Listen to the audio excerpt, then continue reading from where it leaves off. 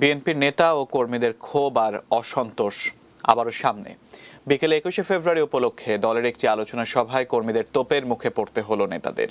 কারাবন্দী দল প্রধান কর্মীদের কষ্ট সহ নানা কারণে নেতাদের প্রতি ক্ষোভ জানালেন কর্মীরা। দাবি দল পুনর্গঠনের। অপর অনুষ্ঠানে বিএনপি নেতারা জোট সঙ্গে জামায়াতের ক্ষমা চাওয়া উচিত বলে মত দিলেন।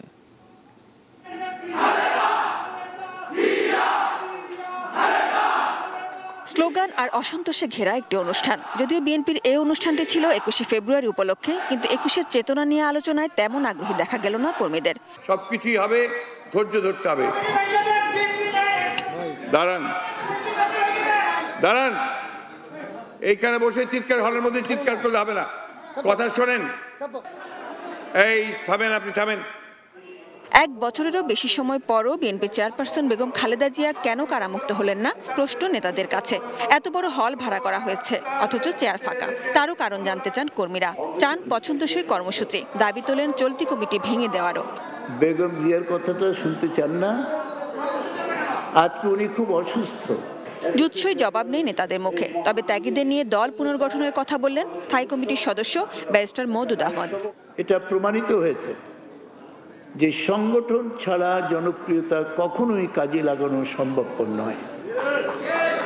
সেই জন্য এই সংগঠনকে পুনর্গঠন করতে হবে, নতুন করে দলকে পুনর্গঠন করতে হবে। যারা তরুণ নবীন, তাদেরকে সুযোগ করে সৃষ্টি করে দিতে হবে। হতাশ না হওয়ার আহ্বান বিএনপি মহাসচিবের কণ্ঠে। দল সাজানোর পক্ষে তিনিও। আবারও তৈরি হতে হবে। এই কথা কেন ভাবছেন যে আপনারা পরাজিত হয়েছেন? এই কথা কেন আপনার হতাশা আপনাদের মধ্যে আসছে? আপনারা নিজেদেরকে সংগঠিত করে আমরা লড়াই করব, লড়াইকে সামনের দিকে নিয়ে যাব। শুধু নিজেদের মধ্যেই বিপাক নয়, বন্ধু জামায়াতকে নিয়ে নানা প্রশ্নের জবাব দিয়ে যেতে হচ্ছে বিএনপি নেতাদের। সকালে দলের প্রতিষ্ঠাতা জিয়াউর রহমানের কবরে শ্রদ্ধা জানিয়ে দলটির স্থায়ী কমিটির সদস্য নজরুল ইসলাম খান বলেন, স্বাধীনতার বিরোধিতা করায় জাতির কাছে জামায়াতের ক্ষমা চাওয়া উচিত। একই সঙ্গে যারা গণতন্ত্র হত্যা করেছে তাদেরও ক্ষমা চাওয়া উচিত।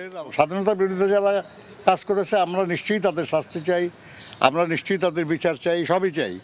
কিন্তু স্বাধীনতার সুবর্ণ ফসল যে গণতন্ত্র, সেই গণতন্ত্র যারা হত্যা করেছে তারাও তো আজ পর্যন্ত জনগণের কাছে ক্ষমা প্রার্থনা করে নাই। আমরা তো মনে করি আর কি, যারাই অপরাধ করবে তাদের সবারই ক্ষমা প্রার্থনা করা উচিত। আমরাও যদি কোনো দোষ করি জনগণের কাছে, আমাদেরও উচিত জনগণের কাছে ক্ষমা প্রার্থনা করা। সাজিদা সুইটি, এটিএন নিউজ, ঢাকা।